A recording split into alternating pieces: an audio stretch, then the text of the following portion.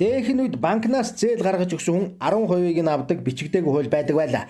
Одоо харин тэр хувь хэд болсныг мэдэхгүй. Өссөн ч байж мэднэ. Учир нь 3% жидүү зээл банк ус руу орж 36% болж өсчөөд байхад л хүмүүс зээлээд байгаа шүү дээ. Яагаад ийм юм ярив гэхээр 17 оны ерөнхийлөгчийн сонгуулийн төгсгөлд ганцхан өдрийн дотор 20 тэрбум төгрөг төрийн банкнаас гаргаад авчихсан хэргийг шүүн тасалж инээд хөрмээр жоохоо ял оноосон байгаа тул ингэж яриад байна. Ерөн ч тэднийг ихээхэн ялгууртаагаар шүүн тасалсан анзаарагдана. Тухайлбал тэр үе төрийн банкны ерөнхий захирал байсан Баяр сайханд 2 жилийн ял оноосон атал ерөнхий биш ердийн захирал байсан Цэнцүрэнд 3 жил 6 сарын ял оноожээ. 2 тэрбум биш 20 тэрбум л да. Бүр Монгол банкны зөвшөөрөл орж ирсэн баримт байгаа атал тэр шүү дээ. Тэгэхээр ерөнхий биш ердийн захирал Цэнцүрэн хэлмэгдсэн байх магадлалтай. За харин хэргийн эзэн хингэргийн тохиор зээлдэгч хятад Сун Гуан Чинд 2 жилийн хорих ял оноосноор энэ хэрэг дуусгар болжээ. Болжоо ч юу хөө болгож төгсөхөе. Хадгаламж банкны 14 тэрбум төгрөгөөр казинотсон хэрэгээр ерөнхий нэгтлэн чимэд сэрэнгээ житгээд 10 жилийн ял авсан хэрнээ 5 жил суугаад гарсан байдаг. Талыг нь суусан гэсэн үг. Шүүхээс түүнд ноогдуулсан хохирол барагдуулах шийдвэрээ авцад түүнээс ердөө 260 сая төгрөг гаргуулж авсан мэдээ бий. Харин өнөөдөр 20 тэрбум төгрөгийг гаргуулж авсан хятад 2 жил, гаргаж өгсөн захирал нь мөн л 2 жилийн ял хүртлээ. Түүгээс харвал оноосын ялынхаа хагасыг нэдэлсэн болгоод л гаргадаг юм байна.